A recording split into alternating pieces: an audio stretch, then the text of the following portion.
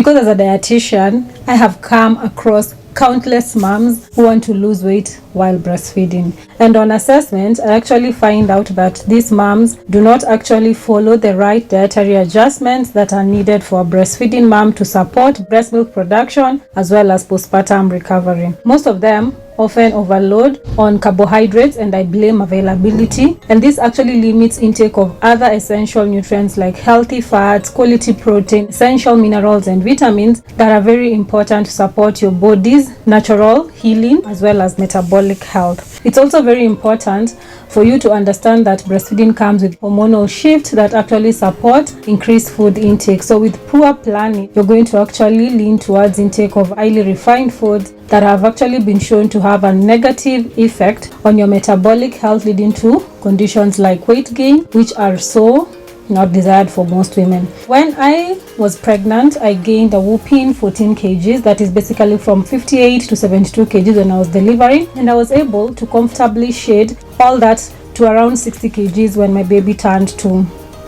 Let's not talk about the weight gain that comes after you stop breastfeeding. We're going to talk about that in the next video, what causes it, what you can do to actually ensure that you retain or you maintain your previous weight. So make sure that you stay subscribed. Because I'm a nutritionist, of course, I was practicing proper food intake, I was moving, I was mindful, and I was also nourishing my body effectively to produce enough and quality milk for my baby to promote growth and development. I have talked about the health benefits that breastfeeding has to both the mom and the baby in this particular video, so make sure that you check it out after this, and let's get into the 10 tips to actually help you lose weight as a breastfeeding mom. So the first thing that you need to understand is the importance of fueling yourself. You know, with the crazy restrictions, with the crazy dieting plans that are available, it is very easy for you to actually get into the wave of the peer pressure to actually start restrictions, to actually start underfeeding your body. And remember, I have said that your body is actually adjusting itself to ensure that you are consuming enough. So when you undernourish yourself,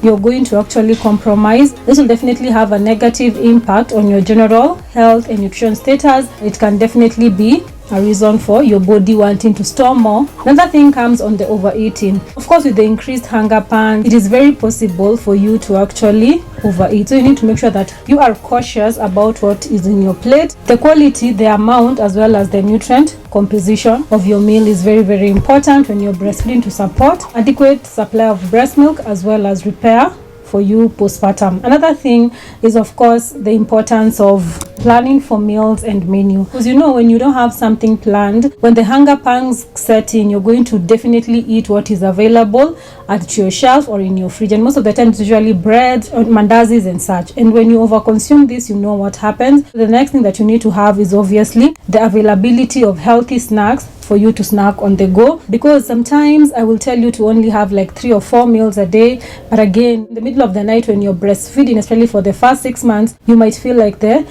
broth that I told you to take at night or the calming teas that I told you to take at night are not cutting it, and you need something solid for your tummy. And that is where the healthy snacks come in. Things like nuts, things like fruits, or even the smoothies come very, very essential for you when you're breastfeeding. You can add something like the protein shake in your smoothie routines for the day, supporting and supplying your body with the essential nutrients that it needs. If you are in Kenya, we have the Spiritain retailing for 6,500 shillings, and it comes with essential nutrients. It definitely supplies with adequate protein, and it is very safe for a breastfeeding mom, and I'll definitely guide on usage to ensure that you maximize on the benefits to support healing as well as maintain breastfeeding without the additional calories and energy. And of course, another thing that you have to do is you need to make sure that you are hydrating. You cannot ignore water intake when you're breastfeeding, because breast milk is like 80 to 90% water. If you are consuming 2 liters before pregnancy, and maybe pregnancy increased your intake to around 3 liters, for breastfeeding you need to increase another like maybe 1 to 1.5 liters, and that will come to around 4 liters or 4.5. That is why most breastfeeding moms are actually encouraged to take bone broth, to take cocoa, chocolate teas, calming teas, wheatgrass, fenugreek to meet the increased demands. Another thing, fluid intake is very important to prevent dehydration that has been associated with increased unnecessary eating or feedings. You see, if you're not well hydrated, your body might actually confuse the thirst cues with hunger cues, and if you're breastfeeding, you might actually panic and start thinking, oh my god, I'm not taking enough, I need to make sure that I'm increasing my intake. This will lead to the overeating that we have talked about. Let's say you're practicing exclusive breastfeeding. That's another thing that you need to start doing. We usually recommend that you breastfeed every 2 to 3 hours, especially for the first 6 months of life, because you want to make sure that you're supplying enough nourishment and enough nutrients to ensure that you are promoting adequate growth and development. It is very essential to ensure that the fluids that you have additional nutrients or antioxidants or even minerals and vitamins, because of the increased supply of nutrients that is needed to support breastfeeding. I have actually experienced it firsthand, because it comes with the nutrient utilization, that when you're breastfeeding, your body is going to need extra nutrients to ensure that your baby is getting enough. If you decide not to breastfeed, or if you decide to mix feed, the frequency of breastfeeding is actually going to go down, and if that does not match the frequency of intake, you're definitely going to have surplus in your intake and you're going to gain weight. So it is very important to maintain a breastfeeding routine when you initiate breastfeeding, and to ensure that you plan towards maintaining and supporting exclusive breastfeeding for the first 6 months and continuing breastfeeding for up to 2 years, because it has been shown to have tremendous health benefits. And this is where we come in. As a nutritionist, I help moms ensure that they maintain a healthy weight, they maintain a steady supply of quality and quantity breast milk to ensure that their baby develops well. I also give supplementation recommendation, prescription, as well as guidance, and of course meal plans and many other nutrition support and guidance in my coaching program that goes for only 3,000 per month. You renew it every month. We work with you throughout the breastfeeding journey, throughout the weight management journey, until you get to where you desire. I promise it is definitely worth every shilling of your investment. And of course, another thing that you have to do to ensure that you manage and reduce the excess weight gain is definitely to be active. You are breastfeeding, you're not disabled, you're not immobile.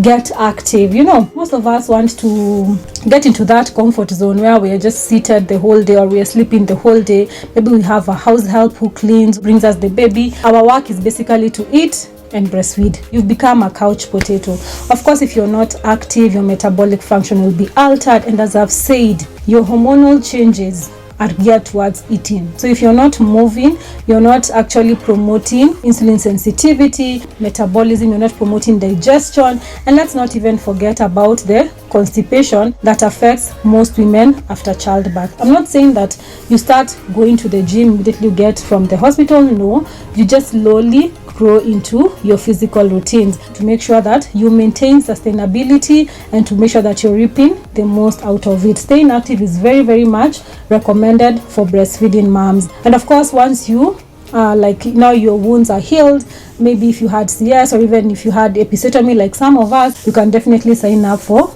gym membership and you start working on that. Of course, in my coaching program, I also talk about the benefits and how to get into physical routines, movements for breastfeeding moms as well. And of course, the other thing that you have to do is to ensure that you're taking up quality and adequate fiber. Fiber is very, very essential for the various benefits, because number one, it promotes digestion, and the second thing is that it provides nourishment for your cultures, gut microbes that actually help your metabolic function. Of course, you're going to combine fiber intake with things like fermented foods, malas. There's the uji, the fermented uji that is very common for breastfeeding moms in Kenya. I hope the mothers in urban settings are as well doing that, because the ones in the rural setups actually do that a lot, especially where I come from. It's usually a treat for the breastfeeding mom. Once she gives birth, she's given like a jar of the fermented uji so that she can be taking daily. So it's a treat from her in-laws or her relatives to actually make sure that she's being compensated for the good job. And of course, this comes with a lot of soups, a lot of food, a lot of rest, and a lot of nourishment. I saw someone saying that Kenyans should not be recommended to actually increase their fiber intake. I want to completely disassociate with that, because Kenyans are not even consuming adequate fiber intake currently, especially for those of us in the urban centers or even the rural setups. Most of us just take up ugali and mayai and they are good to go. Some just take ugali and meat, rice and meat. They usually ignore the vegetable part. So when you're breastfeeding, you need to make sure that you are consuming at least 300 to 400 milligrams of fiber intake per day, and that translates to at least 3 to 4 servings of different fruits and vegetables daily. So I'm not telling you take skuma every day. You have to take skuma, cabbage, lettuce, cucumbers, cauliflower, briganya, carrots, tomatoes, mangoes, oranges, pineapples, watermelons, all these fruits and vegetables that we have. And of course, you need to also make sure that you are setting realistic and very individualized, centered weight loss goals. Stop comparing yourself with celebrities. Stop comparing yourself with people who have gone for surgical procedures to actually have fat transferred from their stomachs to their bum bum. In Kenya, there is a celebrity, I will not be mentioning her name. She posts content and she just has a baby who's like maybe 2 to 3 years, and in her comment section you actually see women actually talking about how they desire to have such a body immediately after childbirth. Let's remember that this woman went for surgical procedures to actually have her waist snatched, and if you don't have those like capabilities of making sure that you can afford the weight loss procedures, the safe ones, it is very important that you adhere to the steps that we have talked about and be very realistic to your individualized setting. That is why in my coaching program I usually insist on one-on-one consultation. I talk to you about what is practical to you, what can actually work for you, and then we get rolling. We don't work with what worked for so and so or even what worked for me. We work with practical, scientific and proven tips that actually help with weight management while supporting breastfeeding. And of course, the last thing is definitely that one, which is definitely you need to work with a professional. You also need to make sure that you're checking out my playlist next on breastfeeding. I have a lot of insights there, and you can also let me know in the comment section some of the challenges that you experience while breastfeeding. I will be addressing them, I promise, either in the next video or in a video in the future. So thank you so much for watching. If you have not subscribed, please consider subscribing and give this video a like to support my channel, and I'll see you in the next one. We're going to talk about weight gain after stopping breastfeeding next. Bye.